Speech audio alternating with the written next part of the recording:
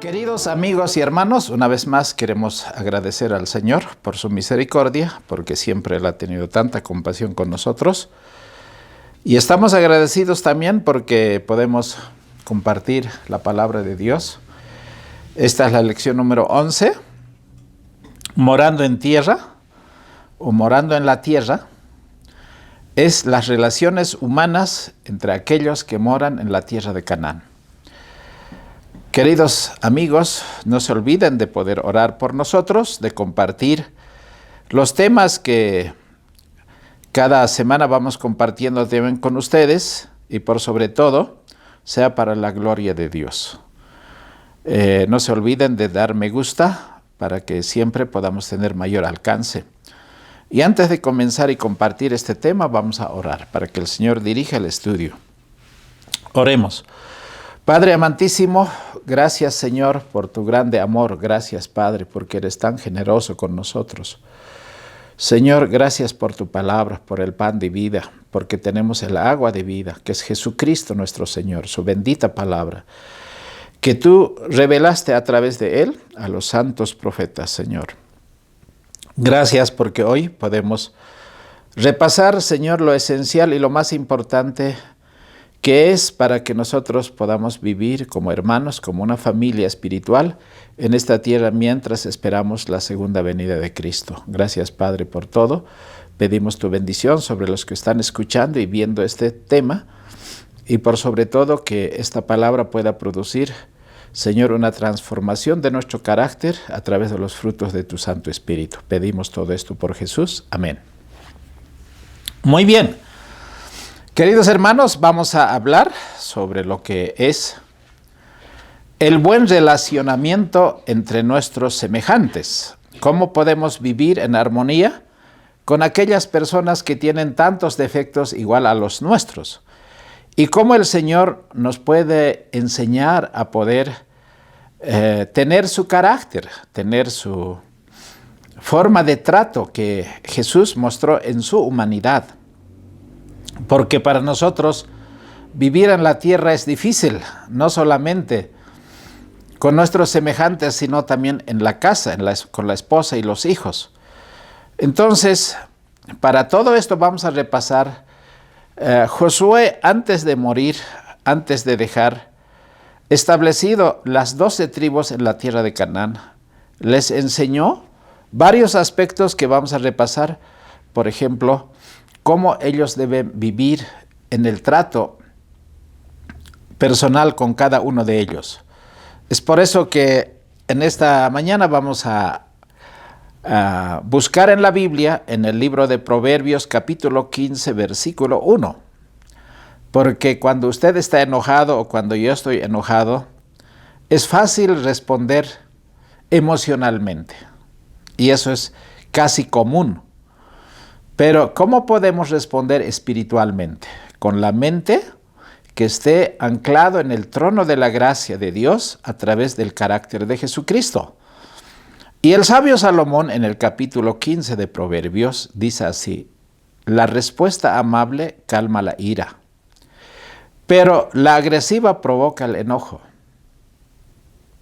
Entonces, cuando aumentamos más leña, el fuego se aviva, y cuando aumentamos viento, peor todavía. Por eso aquí dice: la respuesta amable calma la ira, pero la agresiva provoca el enojo.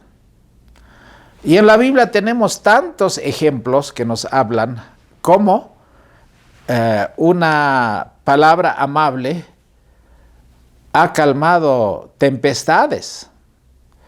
Y tenemos ejemplos muy hermosos en la Biblia, pero también vemos cómo una palabra mal dicha, mal escuchada, no solamente ha provocado incendios, sino guerras. Y las guerras siempre están generalmente provocadas por las emociones de las personas, de los presidentes, de los reyes, aún en la misma iglesia. Eso es lo que vamos a analizar. Ahora, uno de los ejemplos más grandes que yo encuentro en la Biblia está en el libro como una blanda respuesta, una respuesta amable, puede ayudar a calmar la tempestad. Y este es el ejemplo clásico que me gustaría repasar un poco, porque esta lección es una lección práctica. Había un hombre en Mahón que tenía su hacienda en el Monte Carmelo. Era un hombre riquísimo. Este hombre era necio, pero tenía una esposa maravillosa. No sé si ustedes recuerdan Nabal. Y sabe que Nabal significa necio. Ese es lo más interesante. Y aquel hombre, porque para entonces tener 3,000 ovejas y 1,000 cabras era realmente ser rico. Y trasquilar, yo que sé, 2,500 o las 3,000 ovejas, era una tarea muy interesante, porque era como cosechar la lana. Y la lana pues tiene un gran precio antes de que exista la industria. Y este hombre, a pesar de su carácter y temperamento, era riquísimo. Y Nabal pues estaba trasquilando, y David, que vivía más o menos en ese entonces en los mismos lugares, envió a 10 jóvenes para que vayan con un pedido especial en su nombre. Y David era un hombre importante porque estaba próximo a ser el futuro rey del pueblo de Dios. Entonces le dijo a aquel hombre que era próspero: bueno, saludos en paz a tu familia y a todo cuanto tienes. He sabido que tienes esquiladores. Ahora con tus pastores nosotros hemos convivido. Los hemos protegido, les hemos ayudado. Ninguna cosa malo les ha pasado a tu hacienda, a tus ovejas. Y sabe que nosotros no somos malos. Él tenía como 600 jóvenes que estaban al servicio del rey David.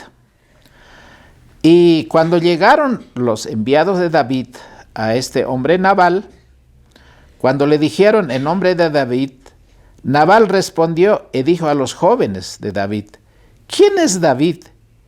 ¿Y quién es el hijo de Isaí? Muchos siervos hay hoy que huyen de sus señores, ¿y cómo yo voy a dar mi pan, mi agua, mi carne? O sea, ¿cómo voy a compartir lo que tengo que dar a mis trabajadores? Y entonces los jóvenes regresaron, esos 10 jóvenes que eran enviados, regresaron a David y le contaron cuál era la respuesta que les dio. Entonces David dijo a sus hombres: cada uno tome su espada y prepárense, porque vamos a salir a cobrar venganza. Así que uno de esos siervos corrió directamente donde la esposa de este hombre necio era Abigail, diciendo: David ha tomado una decisión. Está viniendo a matar a toda tu familia, porque ha sido desairado David. Y entonces la mujer se dio cuenta del peligro en que estaba, mientras el hombre, o sea, el esposo, en este caso Nabal, estaba festejando y comiendo a todo, con sus invitados, todo lo que tenía, porque era un hombre riquísimo. Y entonces la mujer Abigail tomó 200 panes, 2 odres de vino, 5 ovejas guisadas y 5 medidas de grano tostada, 100 tortas de pasas y 200 panes de higos secos, y los cargó en los asnos y dijo a sus jóvenes: id delante de mí y yo los voy a seguir por detrás. Pero no avisó nada a su marido, sino que una vez sentado en los asnos, se fue en secreto al monte para encontrarse con David, porque David y sus hombres venían a poder hacer la matanza en la hacienda de Nabal. Y David había dicho: ciertamente en vano he guardado todos los bienes de este necio. Nada le ha faltado. Todo cuanto tiene él, nosotros lo hemos cuidado y por ese bien que hemos hecho, ni siquiera ha podido compartir un poco de pan. Así me haga Dios, o quizá mis enemigos vengan contra mí, mañana al amanecer no va a haber ni un varón que esté vivo.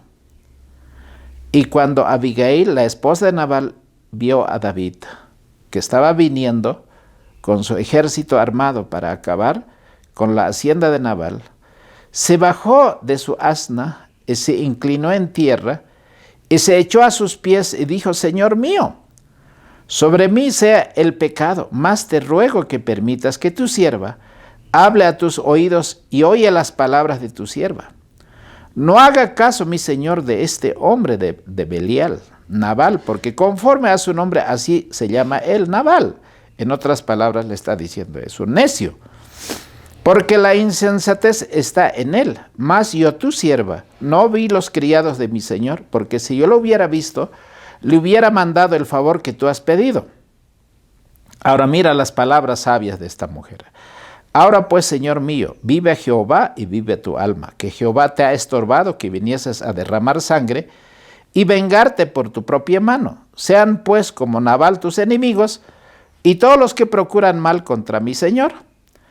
Y ahora, esta bendición que tu sierva ha traído a mi Señor, se dé a los jóvenes y que sigan ustedes haciendo la vida. Yo te ruego que perdones a tu sierva esta ofensa, pues Jehová de cierto hará casa firme a mi Señor, por cuanto mi Señor pelea la batalla de Jehová, y el mal no se ha hallado en ti en tus días. Bien que alguien se haya levantado a perseguirte y a atentar contra tu vida. Con todo, el alma de mi Señor será ligada en el fajo de los que viven con Jehová tu Dios, y él arrojará el alma de tus enemigos como en medio de la palma de una onda. Y acontecerá que cuando Jehová hiriere con mi Señor conforme a todo el bien que ha hablado de ti, y te mandare que seas por príncipe sobre Israel, entonces mi Señor, no te será esto de tropiezo y turbación de corazón, el que hayas derramado sangre sin causa, o que mi Señor se haya vengado por sí mismo. Guárdese pues mi Señor, y cuando Jehová hiciere bien a mi Señor, acuérdate de tu sierva. Y le dijo, bueno, David le dice, qué mujer sabia, sabiamente has hablado, está bien. Ahora entro en razón de que no está bien que yo haya querido vengarme. Acepto tu disculpa y más bien agradezco a Dios que una mujer haya venido a poder persuadirme a fin de que yo no cometa ninguna barbaridad. Y cuando al día siguiente, recogieron todos los presentes que la mujer había preparado, se fueron con todos sus hombres, y mientras su marido estaba borracho en casa. Y al día siguiente, cuando se pasó la borrachera, la mujer le habló a su marido Nabal y le dijo, ¿en qué peligro estaba? Y el hombre, cuando escuchó la noticia, quedó estupefacto. Y no solo eso, sino que Dios le hirió después de 10 días y así murió Nabal. ¿Cuál es la lección? La lección es lo que hemos dicho. Para morar en esta tierra necesitamos tener el Espíritu de Cristo. Y no solo necesitamos el Espíritu de Cristo, sino necesitamos que la lengua sea dirigida en esas palabras sabias como esta mujer habló. Así que los modales de Abigail y los dones de conciliación suavizaron el espíritu de David. Y eso es lo que nosotros necesitamos para no lastimar a la gente y para no provocar a ira. David confesó que tenía la intención de destruir a Nabal y a toda su casa. ¿Cómo se hubiera evitado semejante espíritu de venganza si no hubiese sido las palabras sabias que esta mujer habló? Aunque Nabal había rehusado ayudar a David y sus hombres en necesidad, esa misma noche hizo una fiesta extravagante, no solo para él, sino sus amigos. Hasta se emborracharon a más no poder. Y al día siguiente, cuando se disipó su ebriedad, el hombre se dio cuenta la locura en que había caído. Y eso realmente hizo que él no se repusiera en su espíritu. Finalmente el hombre murió. La Biblia dice: por sus frutos serán reconocidos, porque por tus palabras serás condenado y por tus palabras serás justificado. ¿Cuál es el lenguaje? ¿Cuál es el espíritu con que manejamos ese lenguaje? Porque todas nuestras palabras y acciones, buenas y malas, van a ser examinados por Dios. Es un pensamiento muy solemne. La palabra de Dios nos pide que no nos provoquemos a ir a los unos a los otros. Pero hay una provocación que se justifica. Pablo escribe: y considerémonos unos a otros para estimular el amor y las buenas obras. Ahora, aquí vamos a ver qué debemos hacer frente a la hipocresía, frente al pecado, frente al engaño, frente a las cosas malas que cada ser humano también tiene. En la parte negativa, en la parte carnal, cómo uno se desarrolla. Entonces, ahora, volviendo al libro de Josué, capítulo 22, este es un capítulo muy interesante. No lo había visto tanto de esta manera como vamos a presentar en el estudio, porque Josué capítulo 22, 1 al 8, nos está relatando que la repartición de la tierra ha terminado. Las 2 tribus y media que habían poseído la tierra antes de cruzar el Jordán viniendo de la parte oriental, se quedaron esas 2 tribus y media con toda la tierra que había a la orilla este del Jordán. Pero ahora el resto de las tribus del pueblo de Dios fueron a conquistar las tierras en donde estaban los gigantes y todo lo demás. Entonces vamos a ver. En el capítulo 22 del libro de Josué dice el versículo 1 al 8 que vamos a leer. Entonces Josué llamó a los rubenitas, a los gaditas y a la media tribu de Manasés. Esas eran las 2 tribus y media que primeramente ellos recibieron la heredad, la herencia que Josué les dio. Ahora, ellos dijeron, a ellos les dijo Josué: vosotros habéis guardado todo lo que Moisés, siervo de Jehová, os mandó, y habéis obedecido a mi voz en todo lo que os he mandado. No habéis dejado a vuestros hermanos en estos muchos días hasta hoy, antes habéis guardado la observancia de los mandamientos de Jehová vuestro Dios. Ahora que Jehová vuestro Dios ha dado reposo a vuestros hermanos, como se los había prometido, volved y tomad a vuestras tiendas a la tierra de vuestras posesiones que Moisés, siervo de Jehová, os dio en el otro lado del Jordán. Es decir, hemos dicho que todos vamos a hacer la pelea, la conquista de la tierra al otro lado del Jordán. Ustedes han cumplido exactamente porque han dejado sus casas, la familia y todos los bienes en el otro lado del río.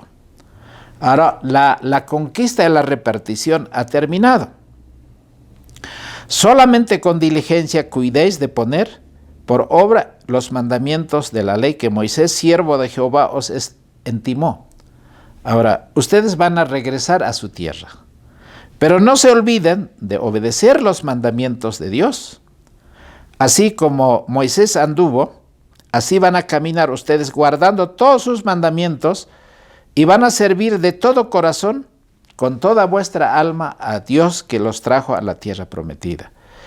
Entonces Josué los bendijo y los envió, y ellos se fueron a sus tiendas, también a la media tribu de Manasés, que había dado Moisés posesión en Basán, mas a la otra media tribu dio Josué heredad entre sus hermanos de este lado del Jordán al occidente, y también a estos envió Josué a sus tiendas después de haberlos bendecido, y les habló diciendo: vosotros volveos a vuestras tiendas con grandes riquezas, y trajeron muchos bienes y botines que habían logrado al poder conquistar la tierra de Canaán.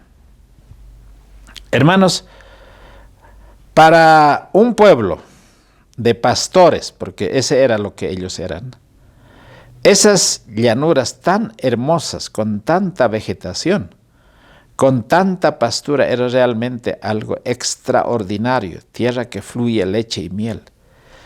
Sus campos se habían extendido, sus rebaños se habían multiplicado, ahora ellos se encontraban en la tierra que Dios les había prometido, y esas 2 tribus y media se tenían que establecer para poder ahora convivir con todas las familias que ellos tenían. Y las otras tribus de la misma manera. La obligación que habían tenido de poder formar parte del ejército para conquistar la tierra que faltaba para ser conquistado había terminado. Cuando las 10 tribus entraron en Canaán, 40,000 de los hijos de Rubén y de Gad fueron los guerreros que fueron armados para poder acompañar esa conquista. Eso dice Josué capítulo 4, versículos 12 y 13. Así que durante esos años que habían luchado valientemente al lado de sus hermanos, había llegado el momento de que ahora ellos debían regresar a la heredad que les correspondía. Mientras acompañaban a sus hermanos en esos conflictos y en esas batallas, también habían encontrado mucho despojo.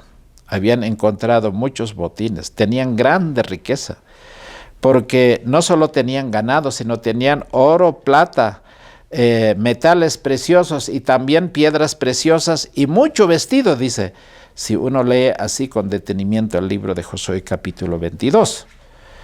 Ahora, eso era para compartir con todos los que iban a poseer esa tierra, que ya estaban viviendo prácticamente porque todos los enemigos fueron derrotados.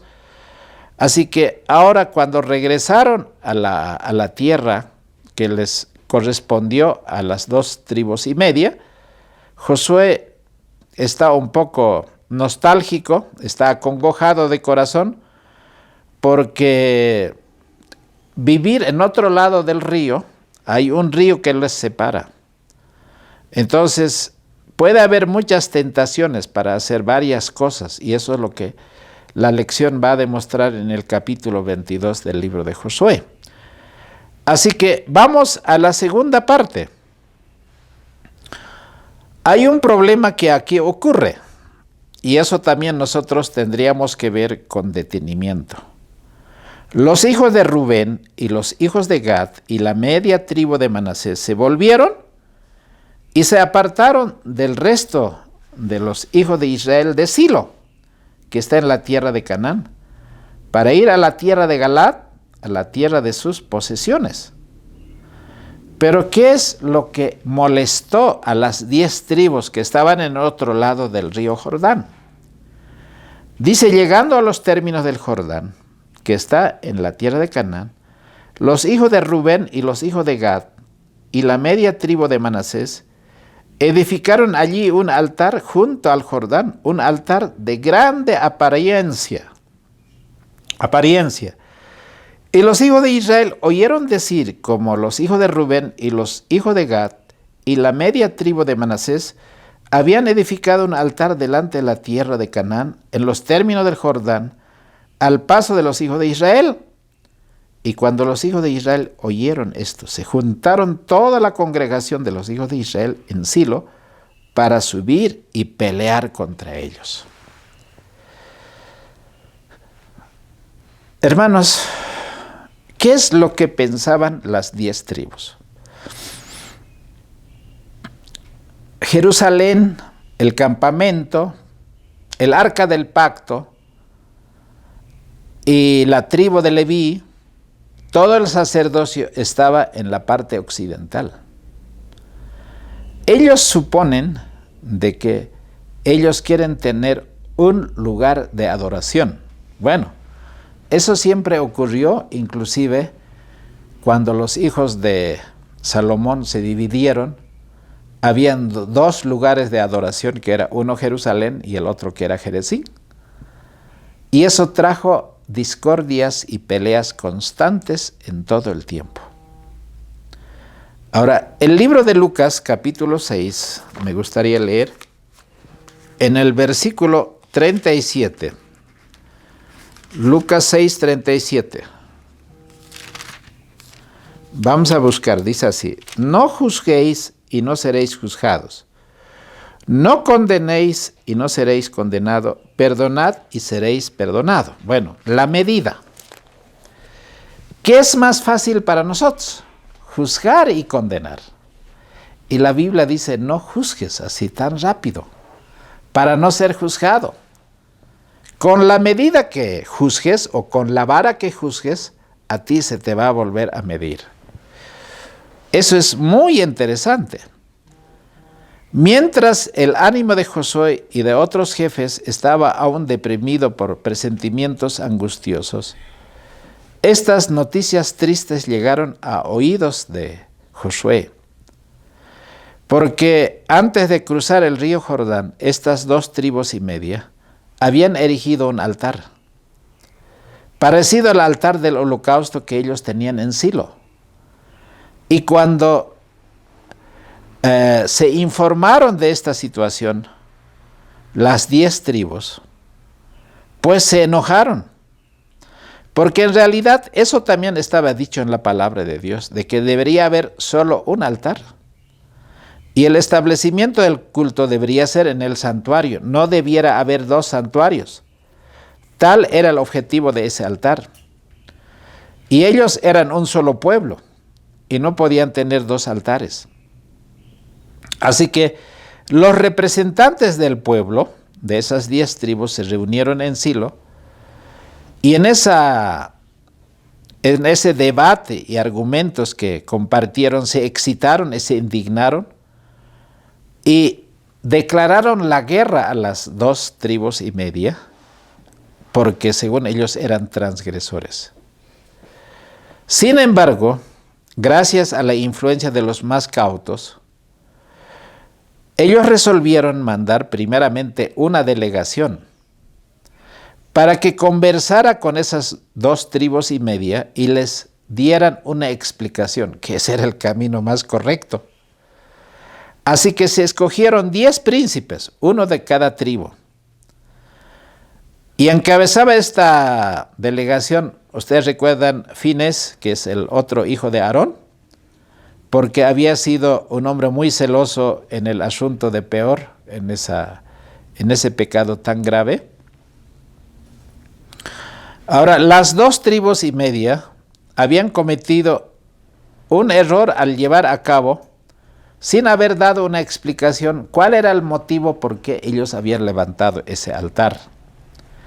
Eso que despertó la susceptibilidad y las sospechas de las 10 tribus. Cuando los 10 embajadores llegaron al lugar donde estaban estas 2 tribus y medio, ya tenían una sentencia que ellos eran culpables. Así que les dirigieron reproches, pero muy mordaces. Le acusaron de haberse rebelado contra Dios y les invitaron que recordasen los castigos que Dios había mandado cuando ellos habían adorado en otro altar. Finés manifestó a los hijos de Gad y Rubén que si no querían vivir en aquella tierra sin altar, pues que se vayan al otro lado del Jordán para que ellos tengan el santuario y el altar del sacrificio y todo el sistema del sacerdocio. Esas 2 tribus y media contestaron de manera pacífica. Explicaron cuál era el motivo por qué habían levantado ese altar. No era para ofrecer sacrificios, ni mucho menos para adorar, sino sencillamente era como un testimonio de que a pesar de que un río les separaba, antes de cruzar al otro lado del río, ellos levantaron un mojón como una señal de que ellos también eran parte de aquel pueblo que estaba en otro lado del río y que eran hermanos de esas 10 tribus. Habían temido que en algún tiempo posterior, es decir, en el futuro, podía suceder que sus hijos sean excluidos más bien del tabernáculo, del sistema de adoración, y que para que no se olvidasen de este sistema de adoración, ellos levantaron un testimonio para sentirse parte de ese pueblo, de esas 10 tribus, y que ellos eran parte de ese sistema de adoración. Así que cuando los representantes de esas 2 tribus y media le explicaron pacíficamente, le explicaron los motivos por qué levantaron esa señal que parecía un altar, y entonces los 10 príncipes o líderes estaban escuchando. Ahora, en el capítulo 22, los versículos 13 dice así: y enviaron los hijos de Israel a los hijos de Rubén y a los hijos de Gad y a la media tribu de Manasés en la tierra de Galaad, a Finís, hijo de Eleazar, sacerdote, y a 10 príncipes con un príncipe a cada de la casa paterna, de cada uno de los tribus de Israel. Entonces, cuando ellos llegaron, toda la congregación, cuando fueron acusados de transgresión, ellos respondieron pacíficamente. Entonces los hijos de Rubén y los hijos de Gad y la media tribu de Manasés respondieron y dijeron cuál era el motivo. Cuando escucharon esa explicación, hermanos, realmente les llegó al corazón. Con gran regocijo, los embajadores aceptaron esta explicación y enseguida se volvieron para llevar las buenas noticias a los que les habían enviado, y que no era motivo de guerra. Qué interesante, ¿no? En el libro de Números, capítulo 25, hay un aspecto muy interesante. Aquí, el pecado de Sittim, porque los hijos de Israel, cuando llegaron a Sittim, el pueblo comenzó a fornicar con las hijas de Moab, los cuales llamaron al pueblo a los sacrificios de sus dioses. ¿Qué es lo que ellos temían, esas 10 tribus? Que la historia se repitiera. Así como esas hermosas mujeres se acercaron a los jóvenes en Baal-peor y allí fornicaron abiertamente por haber ido a adorar, a hacer fiesta con esos ídolos paganos. Hermanos, el pecado de Sittim fue realmente memorable porque el pueblo de Israel adoró un sistema que era establecido por el mal, por el enemigo de Dios. Y Dios se airó y mucha gente murió. Pero cuando ellos con ese pensamiento habían ido a poder encontrarse con aquellas 2 tribus y medias, toda idea de guerra fue desechada porque ellos tenían temor de que si estaban en ese camino, Dios traería maldición sobre todo el pueblo de Israel. Más bien estos 10 hombres se regocijaron y alabaron a Dios. Los hijos de Gad y de Rubén grabaron entonces en su altar una inscripción que indicaba el objeto por el cual había sido erigido. Dijeron: porque es testimonio entre nosotros que Jehová es Dios y que nosotros somos parte de ese pueblo. Así que procuraron evitar malas interpretaciones, eliminaron toda causa de tentación que no era para adorar, simplemente era un hito. Como reflexión, ¿cuán a menudo provienen dificultades de suposiciones erróneas? Aquellos que a veces nos imaginamos que esto es lo que ellos están haciendo, sin haber encontrado el contacto personal. Porque necesitamos nosotros, para resolver un conflicto, ser corteses, tener paciencia, porque no solamente puede ser una mala interpretación, sino puede ser también las sospechas infundadas. Las 10 tribus recordaban cómo en el caso de Acán, Dios había reprendido que deberían ser celosos con sus hermanos. Si alguien estaba pecando, que no se le mire con indiferencia. Ellos lo tenían muy presente eso. Por eso estas 10 tribus fueron así en pro de la justicia, pero sin la misericordia divina, que esa es la parte tan importante. Pero ahora habían decidido obrar rápida y seriamente para evitar ese desagrado de Dios. Y se habían ido al otro extremo, que muchas veces nosotros podemos ser tan radicales en nuestra justicia que no tenemos ni un poco de amor ni misericordia, sino le metemos hacha y machete, como decimos por estos lados. En vez de hacer una investigación cortés para averiguar los hechos del caso, se habían presentado a sus hermanos con censura y condenación y listo para meterla la espada. Si los hombres de Gad y de Rubén hubieran respondido de la misma manera, se hubiera armado un conflicto fatal, fratricida, que entre hermanos se hubieran exterminado. Si bien es importante, por un lado, que se evite la indiferencia al tratar con un hombre, una mujer que está viviendo en pecado, es igualmente importante, por otro lado, que se eviten esos juicios duros y las sospechas infundadas.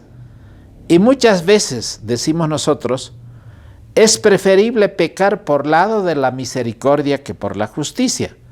Pero en el carácter de Cristo debe haber un equilibrio, pero tan ecuánime, para que la justicia y la misericordia no se separen. Es algo tan importante en el capítulo 22 del libro de Josué que estamos leyendo, porque es realmente vital conocer este asunto, cómo resolver los conflictos y cuál debe ser el camino. Vamos al punto número 4, una respuesta amable. En Proverbios 15:1 habíamos dicho que la blanda respuesta quita la ira. Practicaron los rubenitas y los gaditas y la media tribu de Manasés este ejemplo tan hermoso. Ahora, en el capítulo 22, desde el versículo 21, en adelante, es lo que ya hemos referido, cómo ellos respondieron.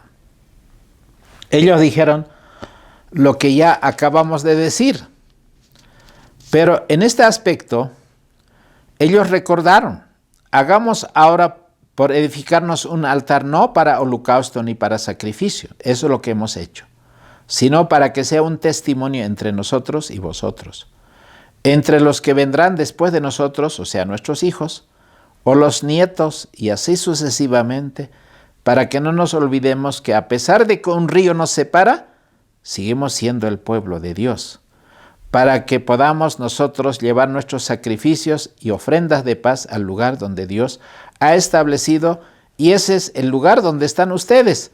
Nosotros pues dijimos, si aconteciera que tal digan a nosotros o a nuestras generaciones en lo porvenir, entonces responderemos, mirad un altar similar, el cual hicieron nuestros padres, no para holocaustos o sacrificios, sino para que fuese testimonio entre nosotros y vosotros. Nunca tal acontezca que nos rebelemos contra Jehová al tener otro altar. Hermanos, muchos hoy día son sensibles a la menor crítica dirigida contra un comportamiento, por decir. Pero a veces somos tan severos con las personas con las cuales tratamos, que pareciera que siempre estamos buscando un error. Estamos buscando la censura, el oprobio. Hermanos, nadie va a rescatar un alma en ese camino. Va a haber destrucción. la obra del mal va a prevalecer. Pero más bien, nosotros debemos obrar por lo recto. No debemos endurecer el corazón contra nuestros semejantes, porque un espíritu bondadoso y un comportamiento cortés y amable y paciente puede salvar a muchos descarriados. Y eso es lo que hay, hermanos, en nuestras congregaciones, en nuestras familias, en nuestras amistades. Esa prudencia que los hijos de Rubén y de Gad y de Manasés manifestaron, hoy nosotros necesitamos practicar. Escucharon con los dos oídos, con las dos orejas, es decir, y hablaron poco. Cuando les acusaron y les dijeron todas las cosas severas que hablaron estos 10 príncipes, ellos callaron. Pero cuando les tocó hablar, hablaron claramente y explicaron de manera contundente que no era el espíritu que ellos pensaban y sospechaban que les mantenía a ellos a poder tener ese monumento. Hermanos, Dios quiere que haya unión y amor fraternal entre nosotros. Jesús oró precisamente antes de su crucifixión que sean unos así como Jesús era uno con su Padre. Esta sería la mayor evidencia que nosotros amamos a Dios y que somos hijos de Dios a pesar de nuestras diferencias. Porque Jesús dijo: no ruego solamente por esto, sino también los que han de creer en mí por la palabra de ellos. Y nosotros, 2000 años después, estamos en esta condición. Y el pueblo de Dios efectivamente está dividido. Hoy pareciera que esos 10 han venido con sus armas para poder acabar con las 2,5. En esa circunstancia, las armas están listas y han utilizado las armas. Yo por lo menos en estos 30, 40 años he visto esas guerras fratricidas entre hermanos.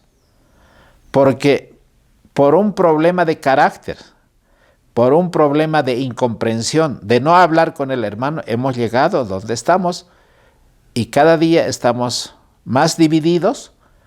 Pero ¿cuál es el camino? Entonces tenemos que aquí encontrar. En el libro de San Juan, capítulo 13, versículo 35, dice: en esto conocerán todos que sois mis discípulos, si tuviereis amor los unos con los otros. Ese amor ágape no existe. Y si existe es muy escaso. Quizá ni el amor filos, el amor fraternal, el amor entre hermanos se ha enfriado. El apóstol Pedro ha exhortado a la iglesia, dice: sed todos de un mismo corazón. ¿Y qué significa ser de un solo corazón? Ser compasivos, amándoos fraternalmente, misericordiosos, amigables, no volviendo mal por mal, ni maldición por maldición, sino antes por el contrario, bendiciendo, sabiendo que sois llamados para que poseáis bendición en la herencia. 1 Pedro 3, 8 y 9. Jesús dijo: si te dan en una mejilla, dale la otra. Pero ¿qué debemos hacer con el pecado, con la hipocresía, con la mentira, con la falsedad? Entonces, el libro de Josué, capítulo 22, vamos a leer 4 versículos. Versículos 30 al 34 dice así: y cuando Finís el sacerdote, y los príncipes de la congregación, y las cabezas de la multitud de Israel que con él estaban, oyeron las palabras que hablaron los hijos de Rubén y los hijos de Gad, y los hijos de Manasés, les pareció bien. Y dijo Finés, hijo del sacerdote Eleazar, a los hijos de Rubén y a los hijos de Gad, y a los hijos de Manasés: hoy hemos entendido que Jehová está entre nosotros, pues que no habéis intentado esta traición contra Jehová. Ahora habéis librado a los hijos de Israel de la mano de Jehová. Y Finís, hijo del sacerdote Eleazar, y los príncipes se volvieron de con los hijos de Rubén y de con los hijos de Gad, y de la tierra de Galaad a la tierra de Canaán, a los hijos de Israel, a los cuales dieron esa buena noticia. Hay cosas muy importantes cómo resolver estos conflictos. Ahora, hay algunas citas que me gustaría compartir con ustedes, aunque tendría varias cosas que...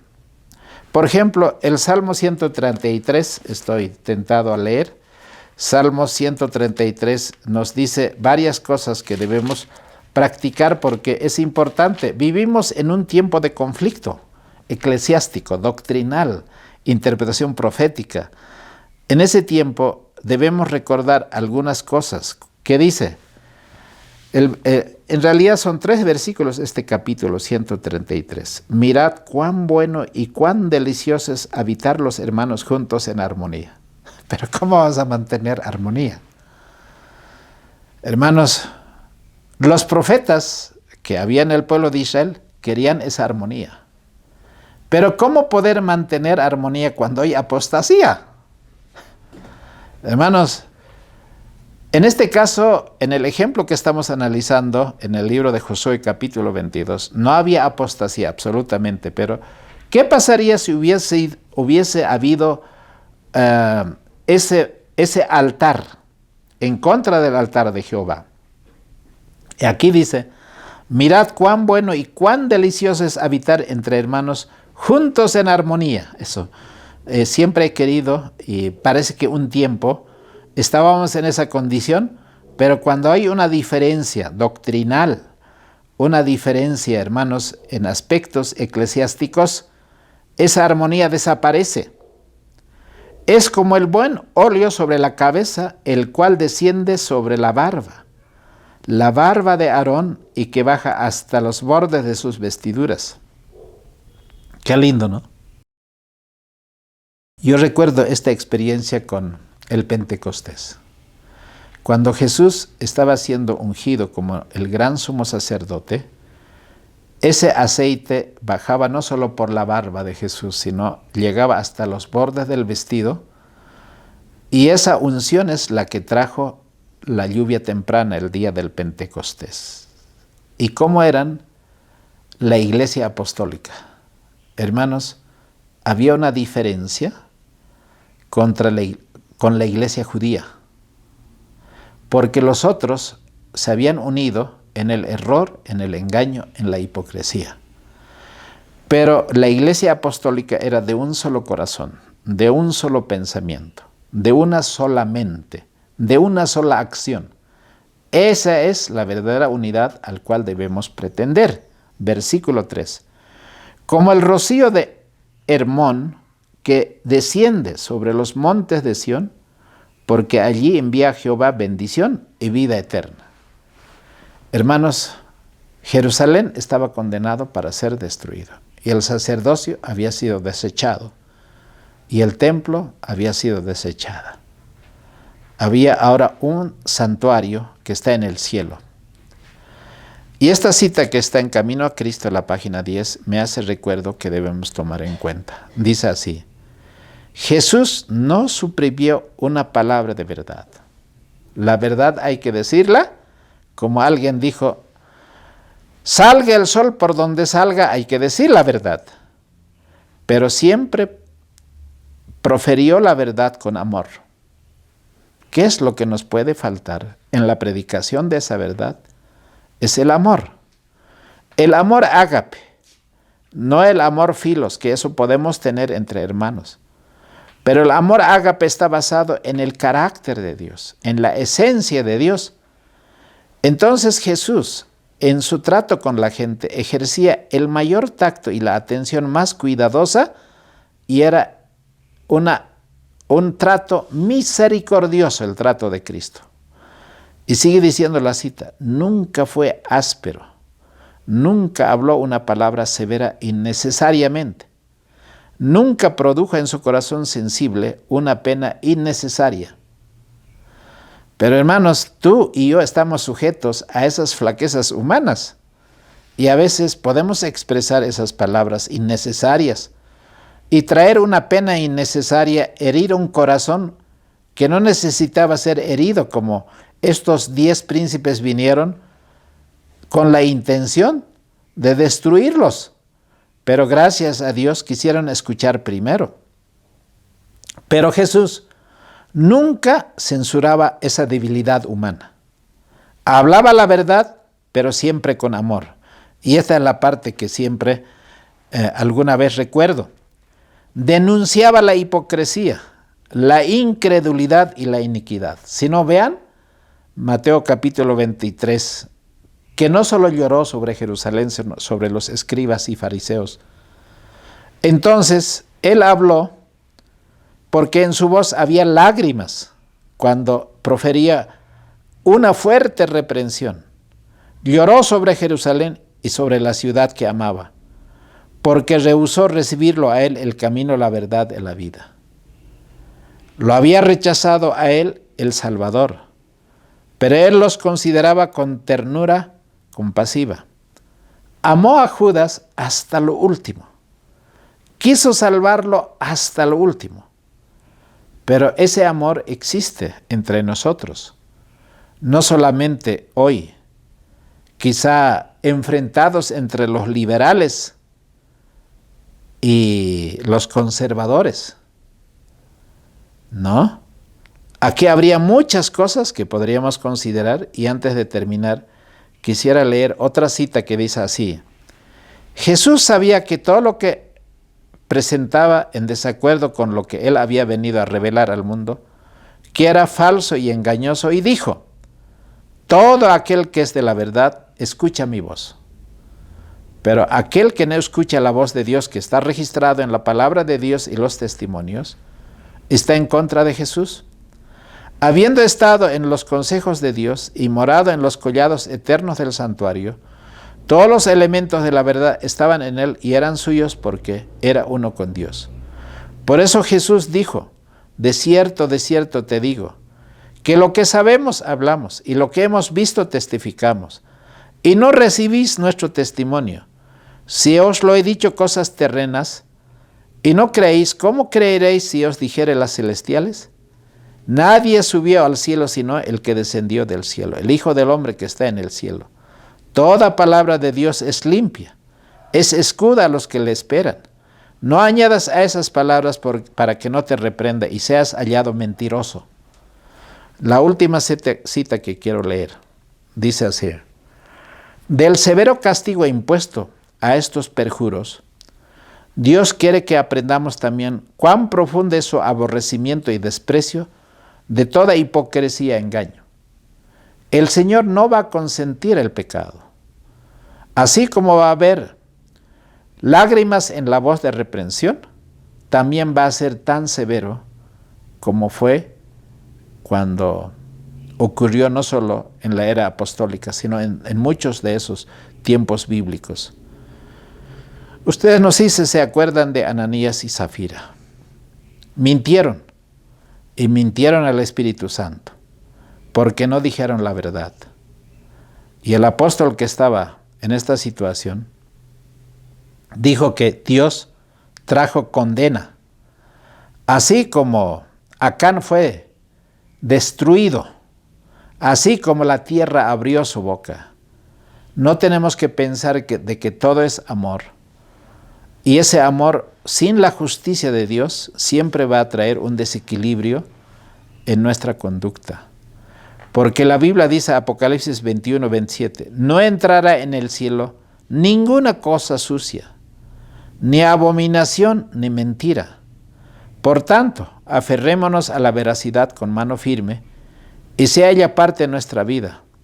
Porque practicar el disimulo y jugar al tira y afloja con la verdad para acomodar los planes egoístas de uno, significa provocar el naufragio de la fe. Por eso Efesios 6:14 dice: estad pues firmes, ceñidos vuestros lomos de verdad. El que declara falsedades vende su alma a bajo precio. Sus mentiras pueden parecer útiles en casos de apuro. De esta manera le parecerá que adelanta en sus negocios como no podría hacerlo mediante un proceder correcto. Pero llega finalmente al punto en que no puede confiar en nadie. Al ser él mismo un falsario, no tiene confianza en la palabra de otros. Hermanos, cuando Cristo venga, ningún mentiroso, ningún hipócrita, falsario, asesino, adúltero y borracho va a poder levantar las manos a Dios y decir: este es nuestro Dios, le hemos esperado, nos gozaremos en su salvación. Sino que ellos dirán: montes caed sobre nosotros, escondednos del rostro de aquel que está sentado. Ojalá como Ananías y Zafira, o como Acán, hermanos, no caigamos en esa apostasía, en el error, en el engaño.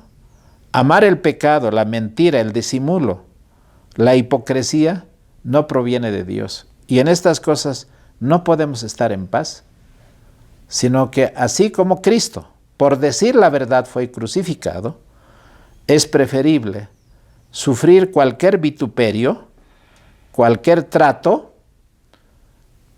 si es por causa de la verdad.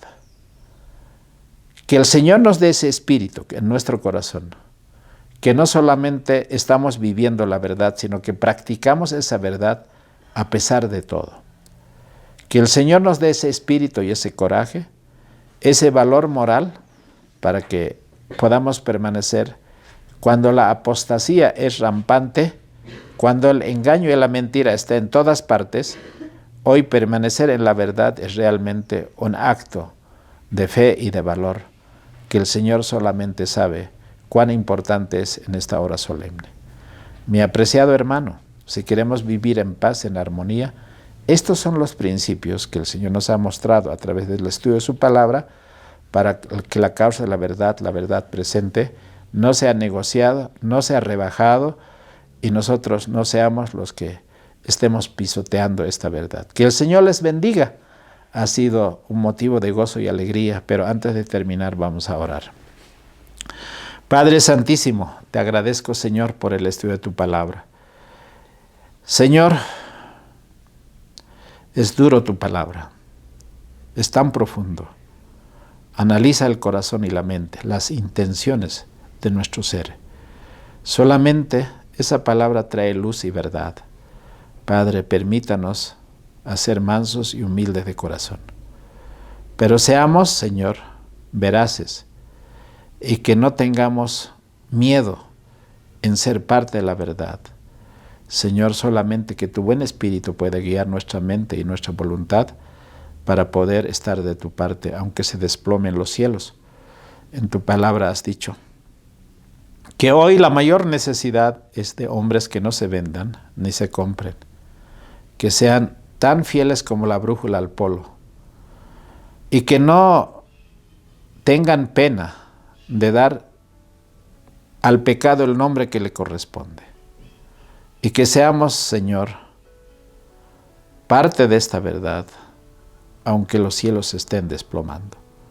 Señor, danos ese espíritu, Padre. Concédenos esa gracia. Que tengamos el carácter, el espíritu de Cristo, los apóstoles y los profetas en todo tiempo frente a la apostasía. Pero nos des también eso que hemos leído en Camino a Cristo.